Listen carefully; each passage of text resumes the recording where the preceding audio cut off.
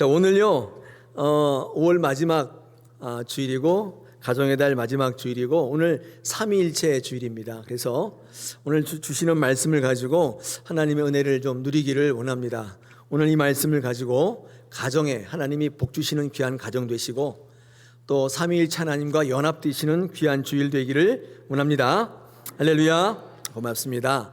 요즘에 TV에 틀면 정치계에 돌풍을 일으키는 한 젊은이가 있습니다. 36살밖에 안 됐는데 국회의원 한 번도 해보지 않았고 정치적 경험이 별로 없는데 지금 돌풍을 일으키고 있는 거 여러분 잘 아실 줄로 압니다. 국회의원 5번씩 하고 뭐 이런 분들을 제끼고 지금 뭐 잘 이렇게 나가고 있는 것 같습니다. 이제 사람들이 이제 그 사람을 지지하는 이유가 보면 이제까지 해왔던 것으로는 이제 안 된다는 그런 인식이 아마 있는 것 같습니다. 국회의원 5번씩 했으면 얼마나 경험이 많겠습니까? 근데 그런 경험 갖고는 안 된다는 거예요. 뭐 당리당략을 얘기했지만 결과적으로 자기를 이롭게 하고 자기를 드러내게 하는 그런 정치적인 그런 이유로는 이제는 힘들다는 세상 사람들의 공감대가 아마 있는 것 같습니다. 그래서 국회의원 한 번도 안 했는데 제가 뭐 이렇게 토론 같은 거 들어보니까 옳은 말만 하긴 하더라고요. 똑똑하긴 한데 그래서 그런데 점수를 많이 주는 것 같아요. 제가 그거 보면서 어떤 생각을 하게 되냐면 우리 신앙도 마찬가지지 않겠나 생각이 듭니다. 우리가 예수 믿는다고 표방하면서 수십 년을 예수 믿었는데 근데 그런 거 가지고는 이제는 안 되는 거라는 생각을 해보게 됩니다. 결과적으로 나를 이롭게 하고 내가 잘 살게 하고 여러분의 문제를 해결하겠다는 그런 신앙의 그런 관행, 관습 똑같은 거 오늘도 그런 발걸음 그것 가지고는 우리의 삶이 달라지지 않고 영원한 생명을 누릴 수 없다는 생각을 이렇게 비교해서 해보게 되었는데 우리에게도 그런 돌풍이 필요합니다.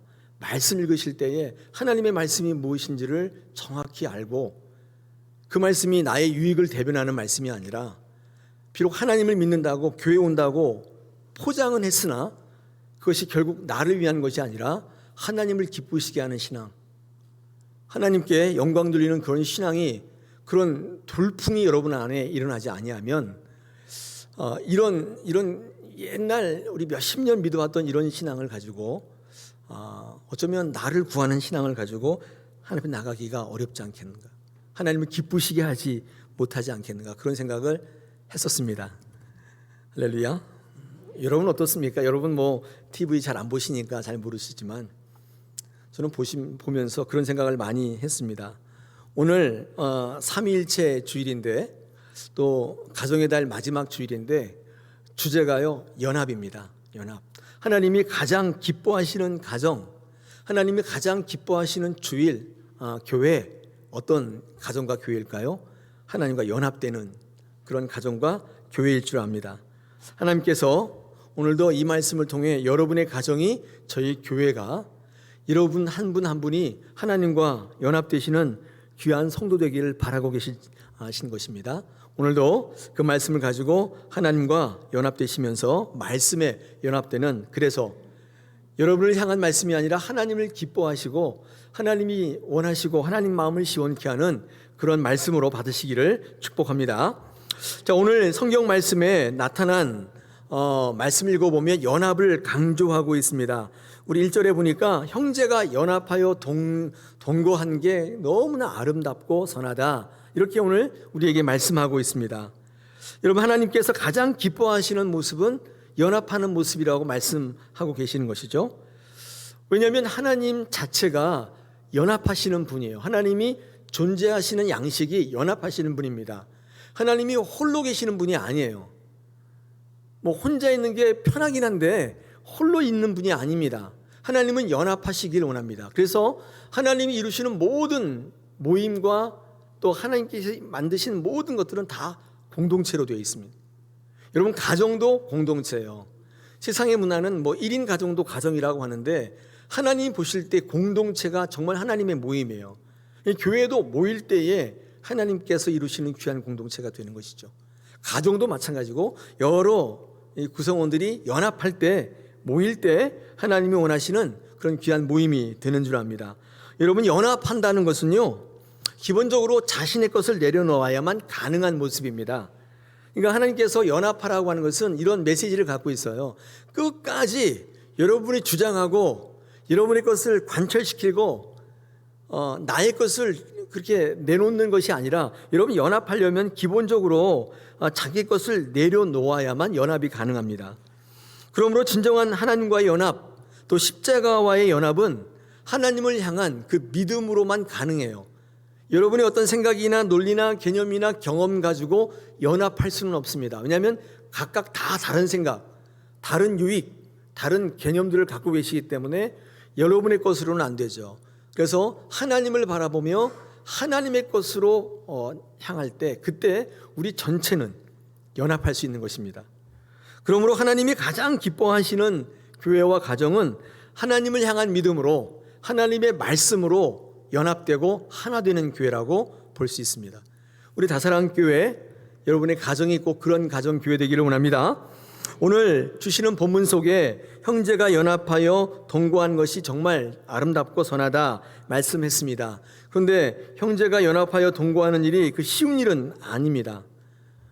실제로 형제가 연합하여 동거한다는 의미가 영적으로 여러 가지 의미가 있을 수 있지만은 그냥 물리적으로 형제가 같이 사는 것조차도 어렵죠. 어렸을 때나 같이 사는 거죠. 못 모를 때, 형아 이렇게 부를 때, 그럴 때나 같이 있는 거지. 성장해서 자기 생각이 있고 이해관계가 있으면 형제들이 같이 사는 거 결코 쉬운 일이 아니라는 생각을 해보게 됩니다. 여러분 옛날 고대 중동 지역의 가족 고배는요, 형제들이 싫어도 같이 살 수밖에 없는 그런 구조였습니다. 왜냐하면 아버지가 땅을 상속하는데 형제가 만약에 4명이라면 그 4등분해서 이렇게 나눠주는 형태가 아닙니다. 이 상속이라는 거는 땅은 그냥 통째로 줘요. 땅은 분할할 수가 없는 거예요, 그때는. 그래서 내 형제들에게 뭐를 주냐면 그 땅에 경작권을 주고 수확을 주는 거지 땅을 이렇게 갈라서 주는 건 아닙니다. 그래서 만약에 1000평이 있다 그러면 형제 4명에게 250평씩 갈라서 주고 너희가 알아서 하라 그런 게 아니라, 그래서 그거를 내가 팔 수도 있고 처분할 수도 있고 그런 게 아니라 통째로 줘요. 그러면 거기서 경작한 것을 4분의 1로 나누는 것이지 그 땅을 팔 수가 없어요. 그러니까 싫어도 어떻게 해요? 같이 살 수밖에 없어요. 그런 이유 때문에 억지로라도 살 수밖에 없는 경우가 참 많았지 않았겠습니까? 여러분 그런 경우라면 살아갈 때 화목할 경우도 있겠지만 굉장히 묘한 긴장 관계가 있고 이해관계가 이렇게 부딪히게 되죠. 성경 가운데 우리 읽어보면 아브라함과 롯이 그랬고, 그 다음에 야곱의 12명의 형제를 보면 이렇게 같이 이렇게 협력하고 합력하고 동거 이런 거 어려웠던 것 같아요. 그래서 형제들끼리 연합하여 동거하는 것은 부부들끼리 연합하고 동거하는 거나 부모 자식 간의 연합 동거와는 차원이 다른 특별한 의미를 갖고 있습니다. 그러니까 연합과 동거의 가장 위에 있는 게 형제 연합이에요. 이 형제 연합은 굉장히 중요한 의미를 갖고 있는 것이죠. 오늘 성경 본문에는요, 아론이 등장하고 있습니다. 그러니까 모세와 아론 두 형제의 이야기를 아마 배경으로 하고 있는 것 같아요. 이 모세와 아론의 두 형제는 가까워 보이는데 우리가 볼 때는 굉장히 좋은 관계처럼 보이는데 굉장히 묘한 관계가 있어요. 쉽지 않은 관계였어요.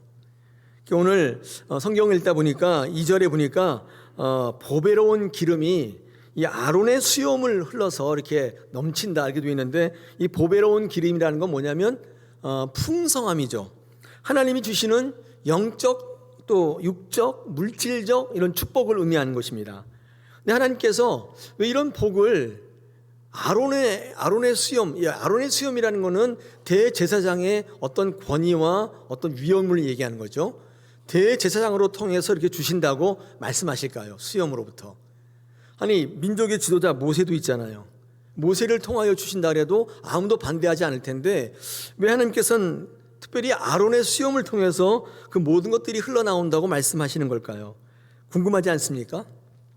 좀 이상하죠? 아론이 모세보다는 뭔가 다른 게 있는 거죠. 뭔가 하나님이 원하시는 연합함과 하나님이 원하시는 하나됨에 중요한 어떤 것을 아론이 갖고 있는 것 같습니다. 그러니까 아론을 통해서 모든 걸 주시겠다 말씀하고 있습니다. 여러분 고대 유대 사회는요, 사실 이 사울 왕이 되기 전까지는 이 신정일치의 사회였습니다. 그러니까 종교적 지도자가 정치적 지도자와 같은 거였어요. 그러니까 갑자기 이렇게 조용해졌죠? 뭐 꺼졌나 봐요. 네. 시끄러우면 자꾸 제 목소리가 커져요. 네, 좀 조용히 하겠습니다. 조용히. 네.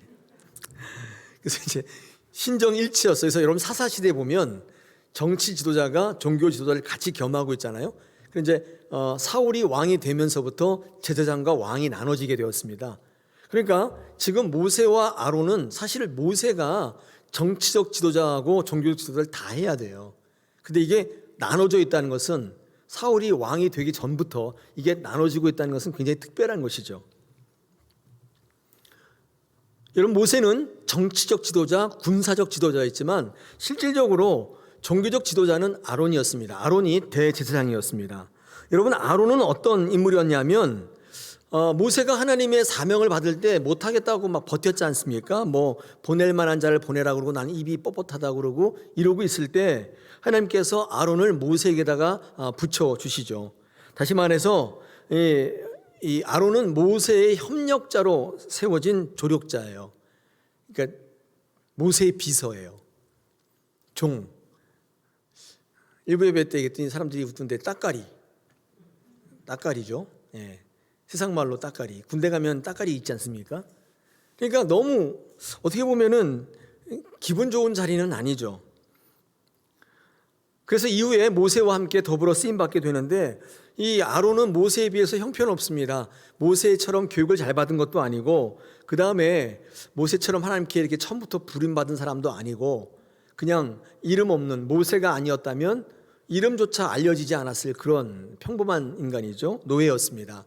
이 아론의 이름이 처음 등장하는 것은 출애굽기 4장, 그렇죠? 모세가 소명을 받을 때 그때 처음 등장하는데 이렇게 되어 있습니다. 출애굽기 4장 14절에 보니까 여호와께서 모세를 향하여 노하여 이르시되 레위 사람 내 형 아론이 있지 아니하냐? 그가 말 잘하는 것을 내가 아노라. 그가 너를 만나러 나오나니 그가 너를 볼 때에 그의 마음에 기쁨이 있을 것이다. 이렇게 말씀하실 때 아론이 처음 등장하고 있습니다. 여러분, 아론은요 말 잘하는 사람이라고 소개하긴 했는데 그게 눈에 띄는 게 아니라 어떤 게 제 눈에 띄었냐면 그 마지막 부분이죠. 그가 너를 볼 때에 그의 마음에 기쁨이 있을 것이다.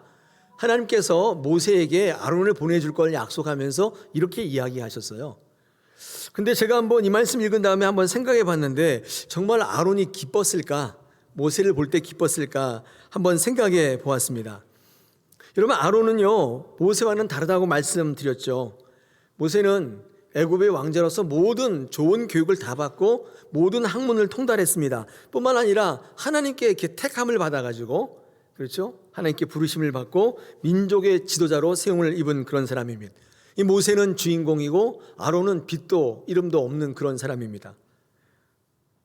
이 아론과 모세 어렸을 때 같이 살지는 못했겠죠. 이 모세가 이렇게 강물에 흘러가서 애굽의 공주가 모세를 건져가지고 왕궁의 왕자로 키울 때 이 아론은요 그냥 평범한 노예의 집에서 성장했던 그런 아이였습니다. 근데 다행히 모세의 엄마가 왕궁에 그 모세 유모로 들어가면서 엄마의 손길로 자라긴 했지만, 그렇죠? 여러분, 그것 때문에 집에 오면 온통 모세 얘기만 하는 거예요. 엄마도 오늘 갔더니 모세가 잘 자라고 있더라. 얼마나 젖을 잘 빠는지. 뭐 그러면서 그러니까 또 아버지도 그러냐고 잘 지내니까 다행이다. 글쎄 이번에 보니까 모세가 그냥 구구단을 절절절 외우더라고. 옆에 아론도 있는데 아론은 한마디도 안 하고 계속 모세만 이야기하지 않았을까요? 그럴 가능성이 크겠죠. 미리암과 아론은 그 왕궁에서 왕자로 자라고 있는 모세 때문에 사실은 그늘에 가려져서 아마 주목조차 받지 못했을 겁니다. 모든 사람들의 시선이 집중되어 있고 모든 가족들이 다 모세를 이야기할 때 아론은, 그렇죠? 관심 받지 못했습니다. 이 아론은 그렇게 모세가 그런 삶을 살 때 얼마나 부러웠을까요? 참 좋겠다. 맛있는 것도 먹고 하고 싶은 공부도 하고 참 좋겠다. 그랬겠죠. 그걸로 끝났을까요? 아론은 표현하지는 않았지만 그 마음에 깊은 상처가 있었을 것이고 열등감에 쩔어 있었을 것이고 그 얘기하지 않았을 그럴 위인인 것 같아요. 나 상처받았어 막 그러면서 이런 형태는 아니었던 것 같아요. 근데 그 마음이 골마가고 피의식과 열등감 이런 거에 쩔어서 사는 인간이지 않았을까 제 묵상이에요. 만약에 제가 아론이었다면 정말 힘들었을 것 같아요. 가출했을 것 같아요. 가출. 네. 그런데 오늘 아까 읽어드린 출애굽기 4장 14절에서 그가 너를 볼 때 그의 마음에 기쁨이 있을 것이다. 과연 그랬을까요? 모세가 왕궁에 왕자로 자라다가 살인해서 도망쳐가지고 미디안 광야에서 40년 동안 목동으로 이름도 빛도 없이 살 때 아론은 그것을 바라볼 때 어떤 마음을 가졌을까요? 여러분이 아론이었다면 어떻게 될 것 같아요? 내 동생이 안타까웠을 거 아니면 쌤통이다 그랬을까요? 잘 모르겠습니다. 그런데 난데없이 40년이 지났는데 하나님이 모세를 불러다가 민족의 지도자로 세우시면서 그건 좋은데 또 나까지 불러가지고 네가 모세의 종이 되라 이렇게 얘기하실 때 아론은 형으로서 진정으로 그 상황이 기뻤을까요? 동생 모세를 볼 때 기쁜 마음이 있었을까요? 참 기쁘다 막 그랬을까요? 만약 정말 아론이 기뻤다면 아론은 정말 괜찮은 형이에요. 여러분 그 자체만으로도 하나님은 아론으로부터 모든 것을 다 복을 내릴 만큼 굉장한 사람이에요. 정말 그랬다면 아론의 입장에서 동생 모세를 받들고 섬기는 것은 쉽지 않았습니다. 아까 말씀드린 것처럼 동생을 향한 알 수 없는 열등감, 상처, 패배의식, 피의식 등이 있을 수 있었기 때문이에요. 그러지 않았을까요? 여러분 그게 얼마나 힘들어요. 상처, 열등감 이런 거. 한번 시달려 보셨죠? 이거 한번 걸리면 방법이 없어요. 대부분 이런 경우는 연합하거나 동거 이런 거는 상상할 수 없어요. 아예 그냥 안 보고 살죠. 그게 안 된다면 우울해지겠죠. 축복이 안 되는데 열등감, 상처가 있는데 그런 사람들끼리 얼굴 마주보고 살려고 그러면 힘들어지죠. 여러분의 경우 어떻습니까? 여러분 상처 있으시죠? 열등감, 패배감 이런 게 있죠. 어떻게 하십니까? 아예 그냥 무시하고 삽니까? 아니면 아론처럼 연합하며 동거하십니까? 이것은 한번 우리가 이 아침에 우리 스스로에게 한번 물어봐야 될 질문인 것입니다. 여러분 요즘 시대는요 상처가 지배하는 시대예요.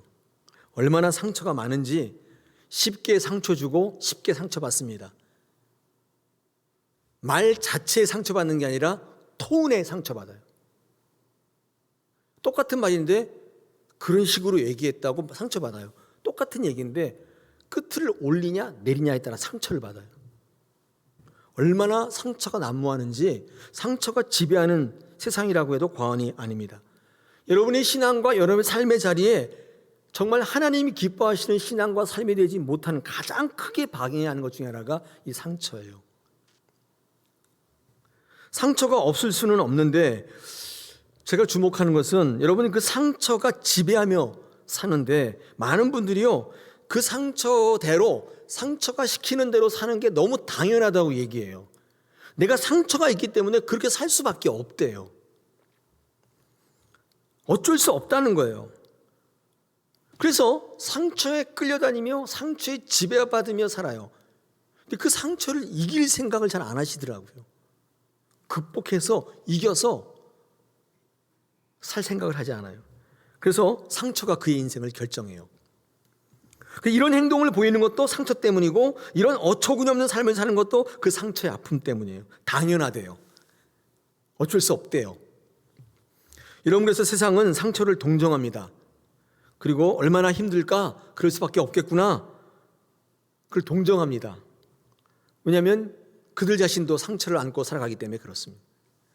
그런데 여러분 성경을 딱 펼치시면 성경에서는 어떻게 말씀하는가? 성경은 관점이 완전히 다릅니다. 상처가 힘들고 아픈 것이긴 하지만 그걸 생각하면 뭐 아픔이 있든지 후회가 있든지 증오가 있든지 눈물이 나든지 움츠러들든지 그것이 여러분의 상처가 여러분을 이렇게 위축하는 게 아니라 여러분 성장의 동력이 된다고 말씀하고 있습니다. 완전히 다른 관점을 갖고 있어요. 이해할 수 없죠. 세상 사람들한테는 상처는 움츠린 인생을 살 수밖에 없는 논리인데 왜 그리스도인들에게는 상처가 성장의 동력이 될까요? 이유가 뭘까요? 간단합니다.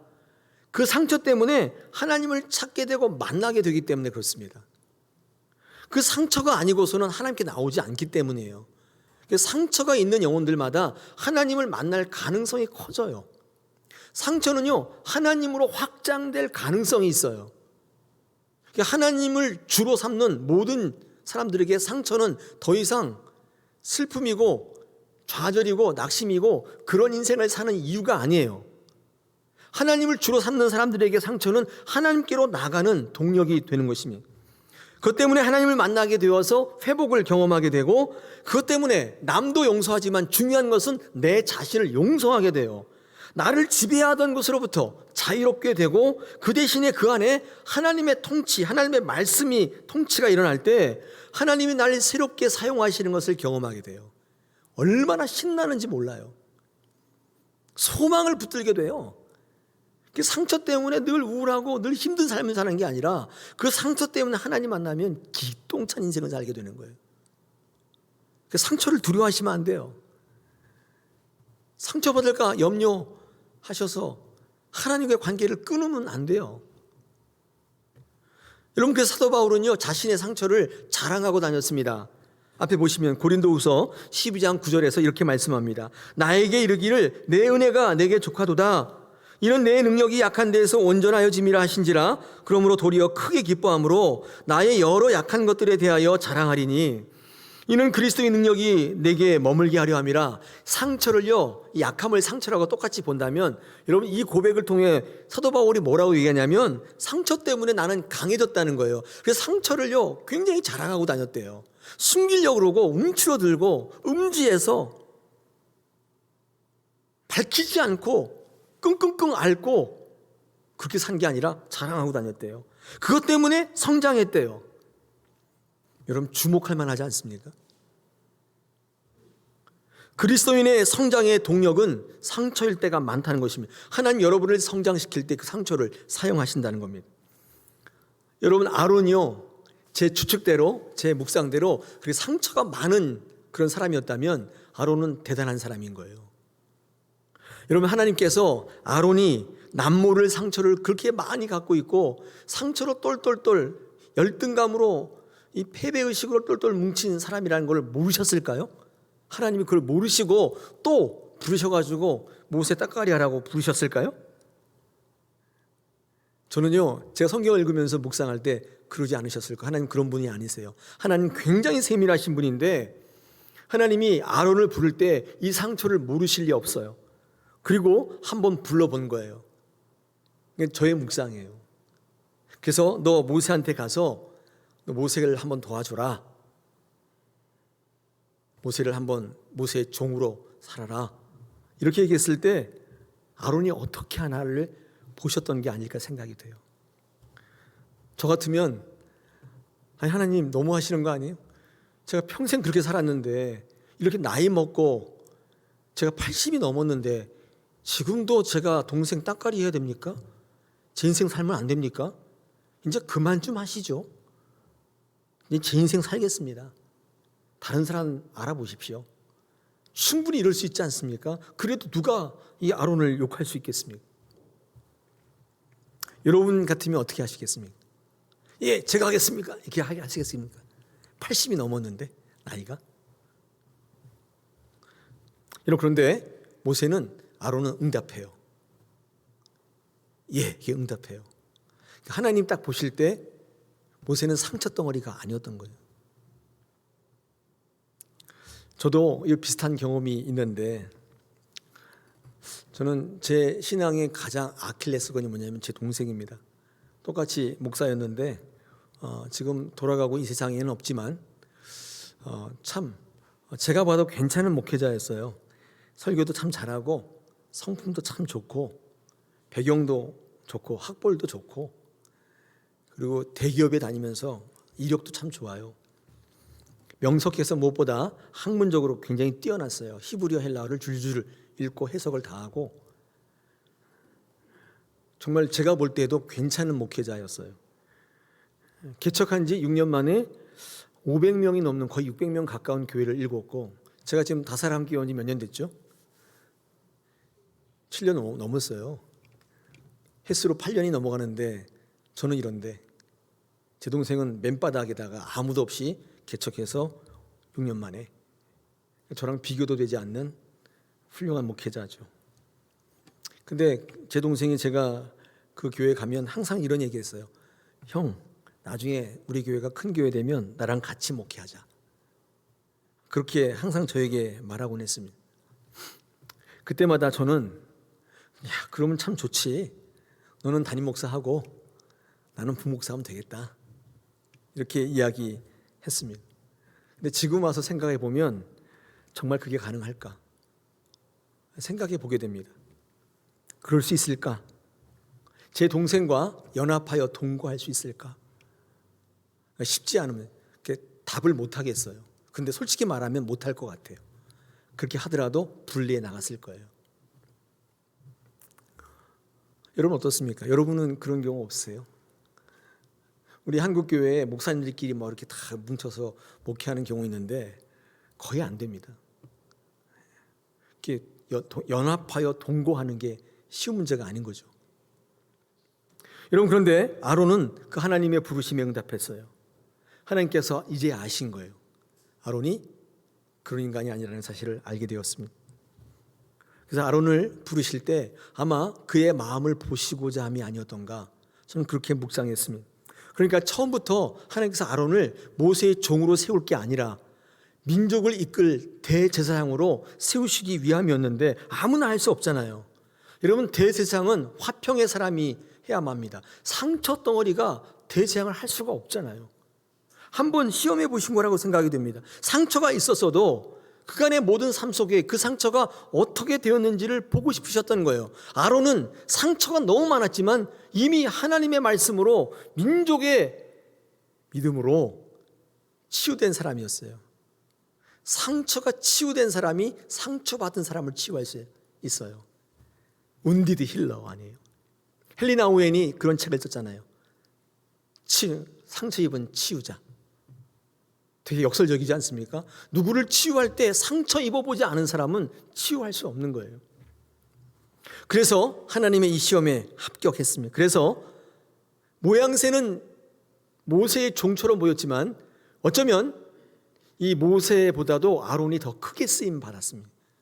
지금까지 아론의 계열이 이스라엘의 모든 제사를 이끄는 민족의 지도자로 세움 받았습니다.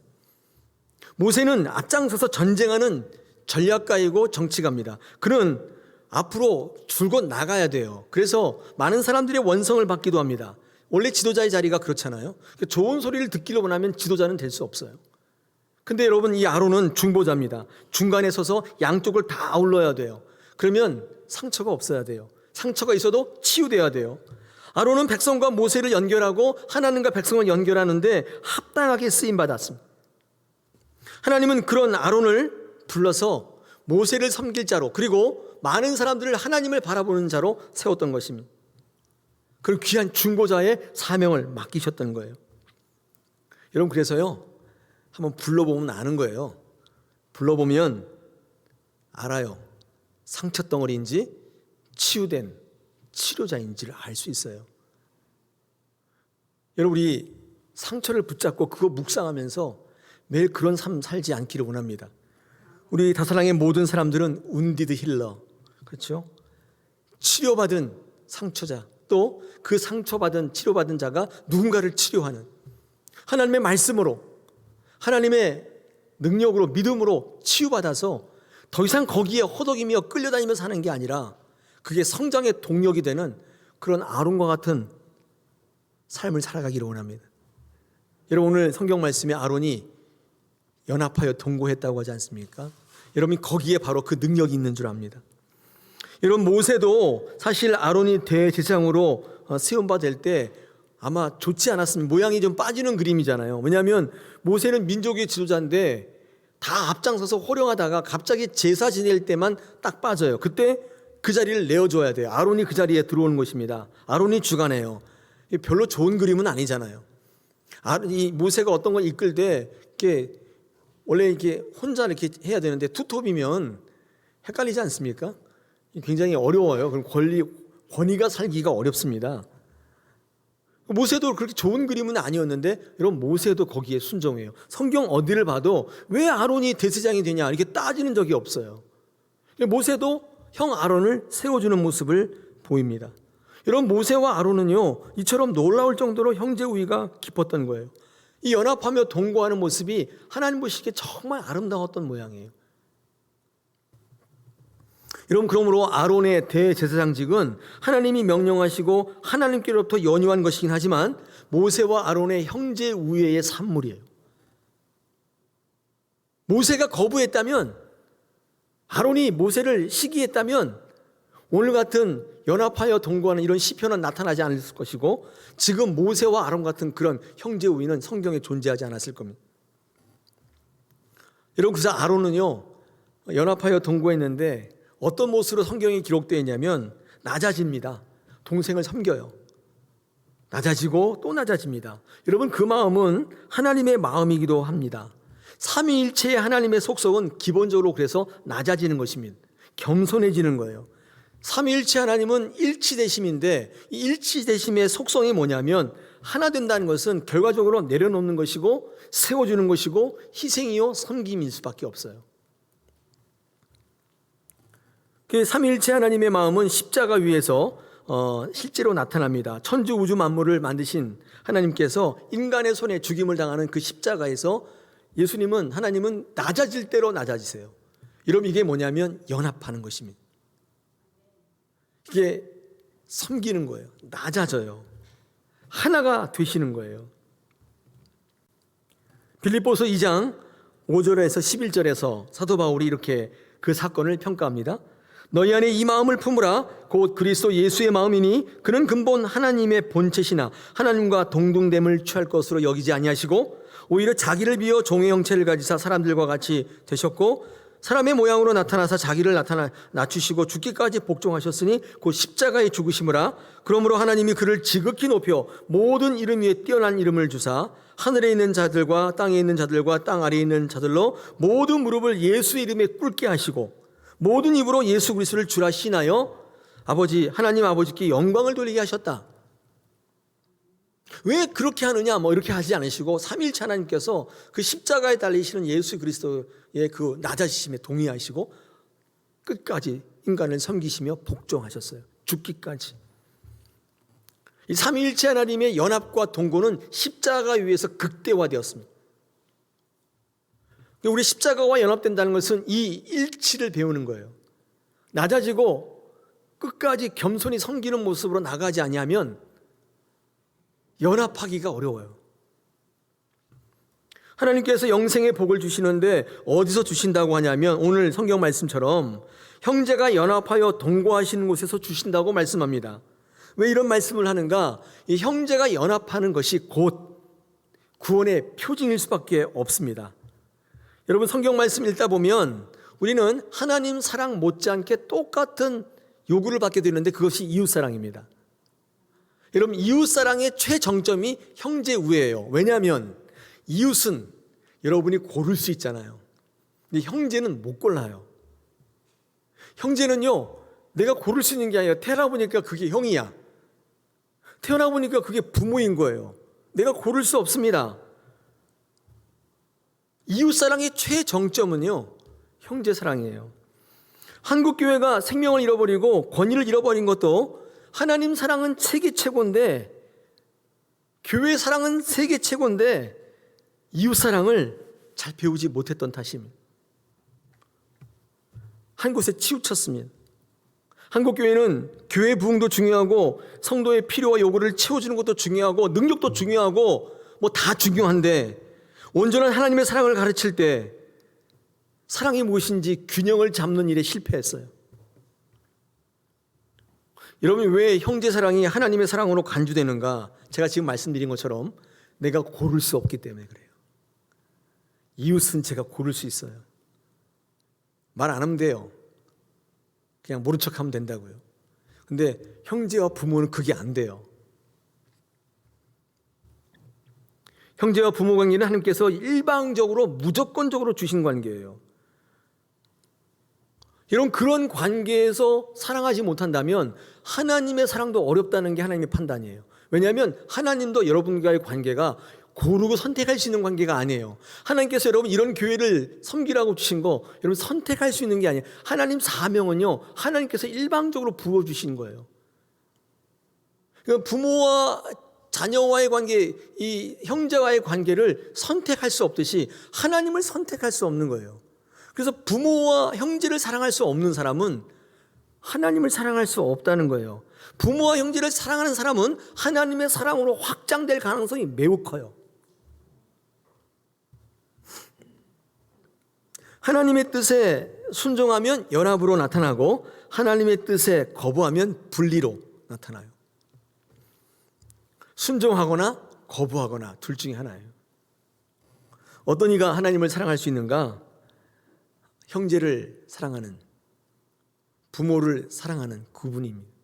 그분이 하나님을 사랑할 가능성이 큰 거예요.